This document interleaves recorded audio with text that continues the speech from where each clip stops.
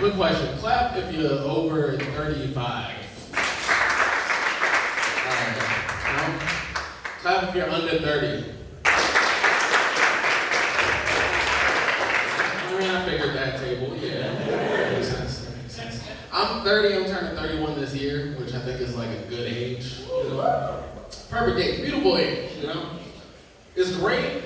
But one thing I do see, because I see the older people in the crowd, no offense. You know, I see the older people in the crowd. I didn't mean to look at you directly in the eyes when I said that.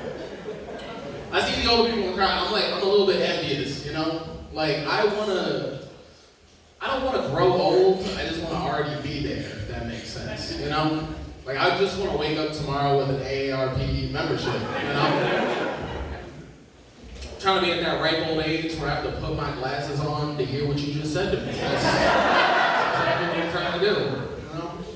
I do think 30 is a good age. 30 is a really good age because dating is perfect for dating because I can date, you know, I can date older women and I can also date college girls at the same time. It's cool, you know?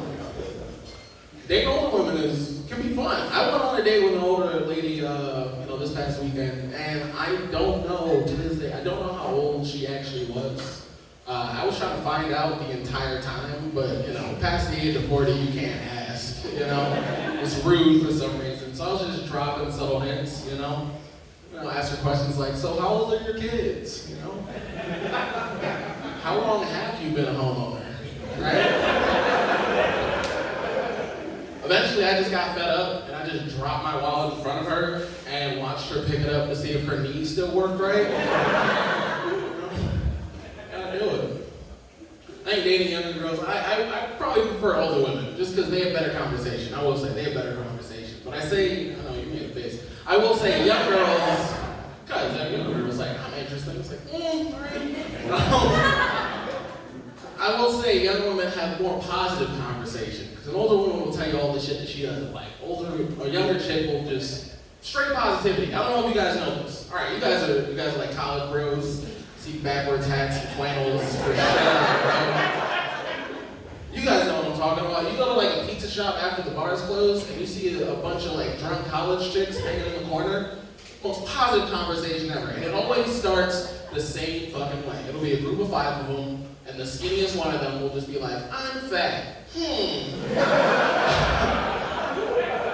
And then all of her friends just chime in with just the most positive shit ever, like, no, queen, you're beautiful, oh my god, oh. It goes like that for hours. It's beautiful, it's great, I love it. I'll give you guys a little tip. If you're ever feeling down on yourself, go to like a pizzeria around the college area when the bars close, sit next to that group of girls, close your eyes, and pretend they're talking to you. You will leave that conversation with a newfound confidence. You will know that you are a bad bitch and you were just way too good for him. That's what you're gonna know. That's what you're gonna know. That's crazy. I'm a father of a little 4-year-old. That hurts. We're not together. Like, I'm not together with his mom anymore, so I'm just stressed right now. Alright? I don't know if you guys know. Custody battles are fucking crazy. But I will say,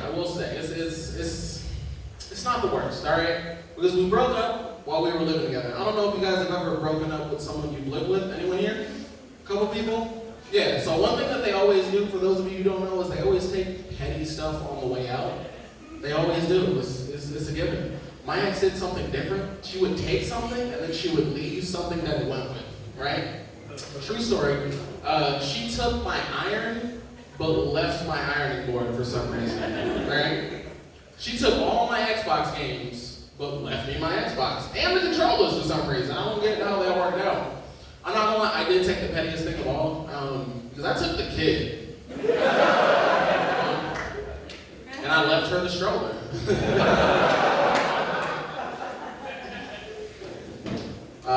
My son is a trip just because he copies everything that I do now. And it's not bad because I don't really curse around him all like that. Like I remember whenever he was younger, everyone always says like, be careful what you say around your kids, be careful what you say around your kids. And I think they always meant just cursing, but it's not just that, it's everything else that you might say around your kid, right?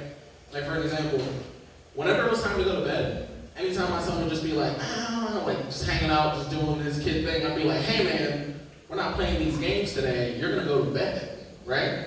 And that worked for a while.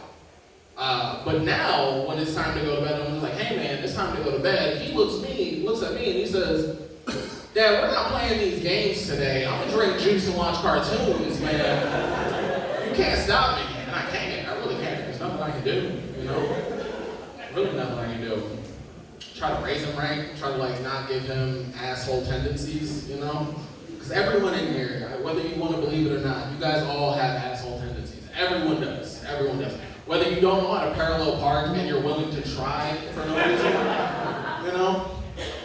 I'll say for me, I like to drive my car and blast my music with the windows down so everyone can hear what I'm listening to. This guy's nodding his head, he knows what I'm talking about. Yes.